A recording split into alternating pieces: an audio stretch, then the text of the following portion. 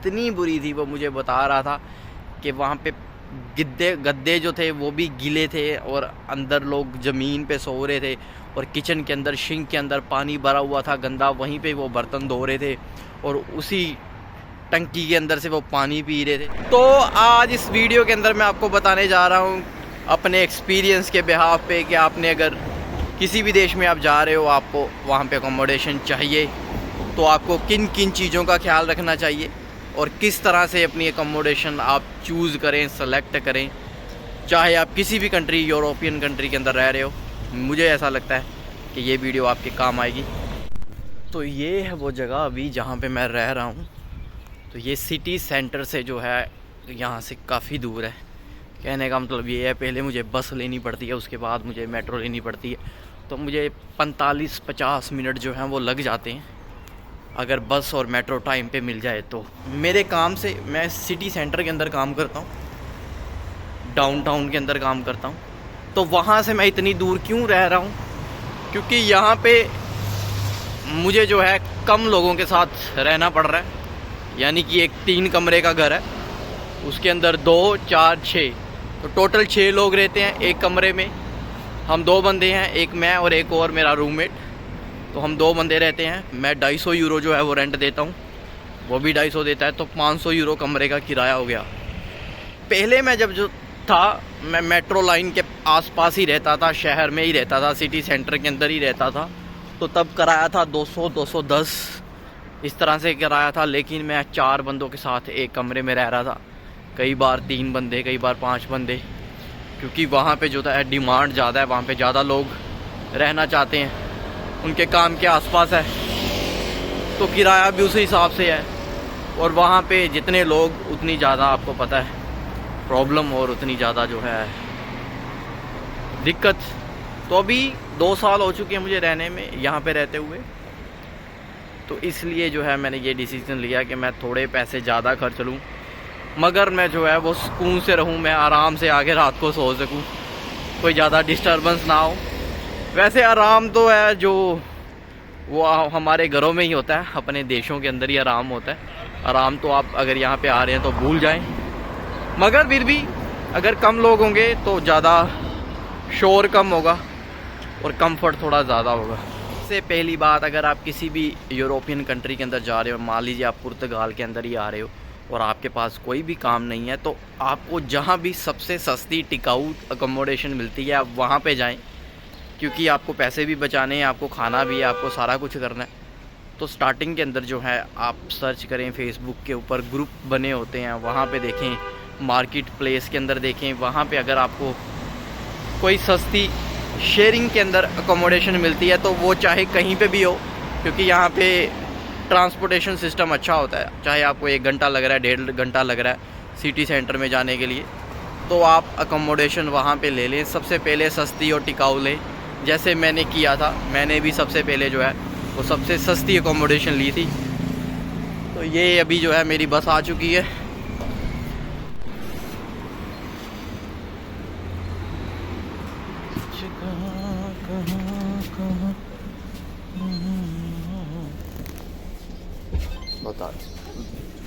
तो जब आप स्टार्टिंग में जो है 4 बंदों 5 बंदों में रहोगे, आपका जो यहाँ पे रेंट है पुर्तगाल के हिसाब से आपको 180, 200, 210, ये लोकेशन के ऊपर डिपेंड करता है और कितने बंदे हैं कमरे में। आपको इस तरह से जो है वो यहाँ पे रहने की रिहाइश मिल जाएगी। जब आप यहाँ पे नए नए आते हो, आपके रहने के लिए कोई भी ठिकाना नहीं है, तो हर देश के अंदर हॉस्टल होते हैं, हॉस्टल। तो हॉस्टल में भी आपको अकोमोडेशन मिल सकती है 10 यूरो पर डे के हिसाब से, 8 यूरो भी कहीं पे होते हैं। तो आप वहाँ पे जो है अपना रहने का जो है अरेंज कर सकते हैं। वो आप ऑनलाइन बुक कर सकते हैं। आप गूगल पे सर्च करें, हॉस्टल वर्ल्ड एक वेबसाइट है, वहाँ पे आपको हर तरह के सस्ते और महंगे हर तरह के हॉस्टल, आपको उनकी जानकारी वहाँ पे मिल जाएगी। जब भी आप फेसबुक के ऊपर किसी भी अकोमोडेशन के लिए आप सर्च कर रहे हैं, आपको वहाँ पे कोई मिलता है, उसे मैसेज करते हो मार्केट प्लेस पे, तो इस जगहों पे काफ़ी फ्रॉड भी होते हैं। कुछ लोग आपसे पहले ही पैसे मांग लेते हैं, यार मुझे इतने एडवांस दे दे या मुझे इतनी सिक्योरिटी दे दे। तो आप पहले कोई भी पैसा उन्हें ना दें, ये मेरी आपसे राय है। दूसरा जो है, आप उनसे अपनी फ़ोटो मंगवाएं कि यार फ़ोटो सेंड करो किस तरह की अकोमोडेशन है, कहाँ पे है, लोकेशन भेजो, तो आप वहाँ पे विज़िट करें, वहाँ पे देख कर आएँ। उसके बाद ही जो है आप उन्हें कुछ पैसे दें, थोड़े बहुत।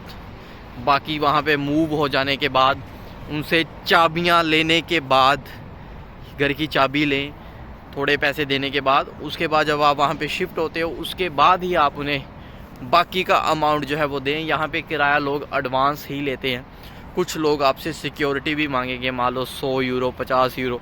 कुछ लोग एक रेंट सिक्योरिटी के लिए रखेंगे ताकि आप उनसे घर से कुछ चुरा के भाग ना जाएं, या फिर आप उन्हें जो है पहले इन्फॉर्म करें अगर आपने घर खाली करना है तो उनका 1 महीने का किराए का कोई भी नुकसान ना हो। तो जो लोग आपको घर की फ़ोटोएं ही नहीं सेंड कर रहे, इसका मतलब ये है वो घर देखने लायक ही नहीं है, काफ़ी गंदा है, गंदगी है वहाँ पे, आपको पसंद नहीं आएगा।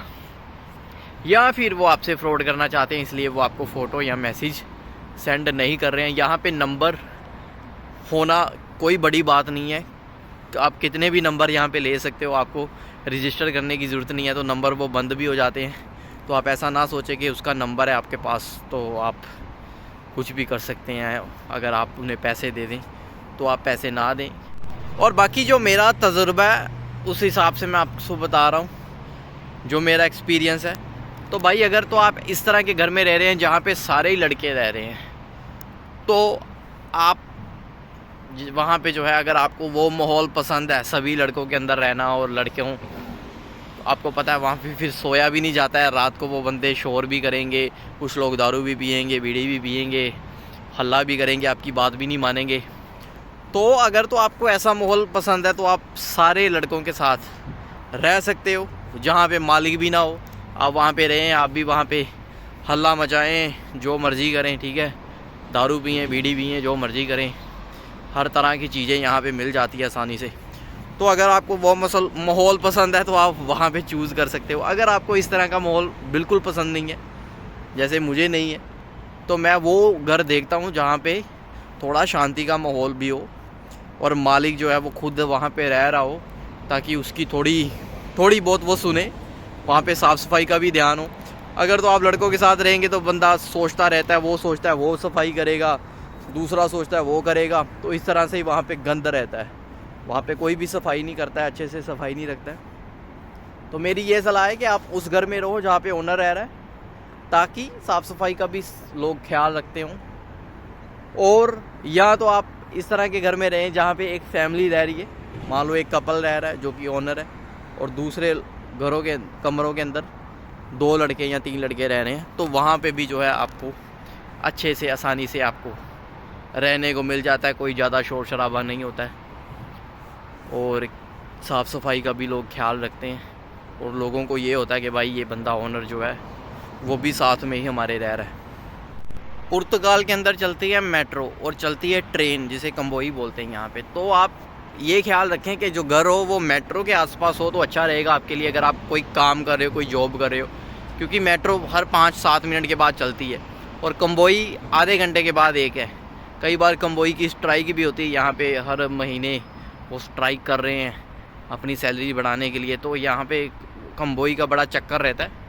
वैसे फ़िलहाल वो भी चलती हैं आधे घंटे 25 मिनट में, मगर अगर आप मेट्रो के पास रहते हो तो आपके लिए अच्छा रहेगा। अगर आप काम करें कहीं पे तो मेट्रो जो है वो आपको 20-25 मिनट के अंदर जो है आपकी लोकेशन पे आपको पहुंचा सकती है। तो जो भी लोग एग्रीकल्चर का काम करने की सोच रहे हैं, यहाँ पे आ रहे, एक बंदा था मेरा रूममेट जो कि एग्रीकल्चर के काम के ऊपर उसे जॉब मिल गई थी, वो वहाँ पे गया और वहाँ पे उसने जाके जब अकोमोडेशन देखी तो अकोमोडेशन इतनी बुरी थी, वो मुझे बता रहा था कि वहाँ पे गद्दे जो थे वो भी गीले थे और अंदर लोग ज़मीन पे सो रहे थे, और किचन के अंदर सिंक के अंदर पानी भरा हुआ था गंदा, वहीं पे वो बर्तन धो रहे थे और उसी टंकी के अंदर से वो पानी पी रहे थे। तो अगर आप एग्रीकल्चर के काम के ऊपर जा रहे हैं तो आप ख्याल रखें, क्योंकि वहाँ पे अकोमोडेशन आपको बहुत ही बुरी मिलने वाली है।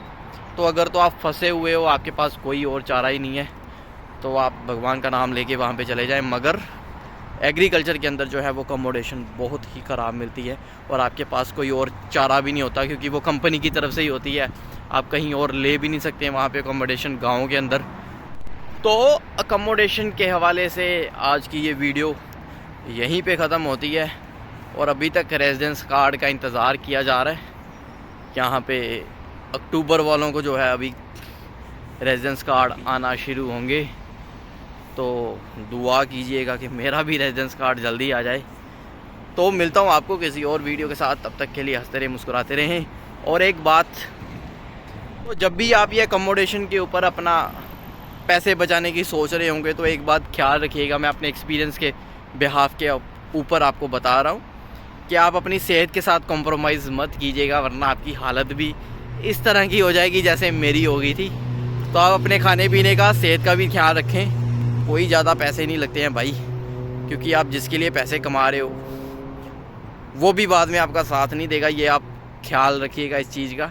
और अगर आप रहेंगे, स्वस्थ रहेंगे तो कमाई भी कर सकते हैं। आप ही हेल्दी नहीं रहेंगे, स्वस्थ नहीं रहेंगे तो आप दूसरों का ख्याल किस तरह से रखेंगे, अपने परिवार का, उनको पैसे कमा के किस तरह से भेजेंगे।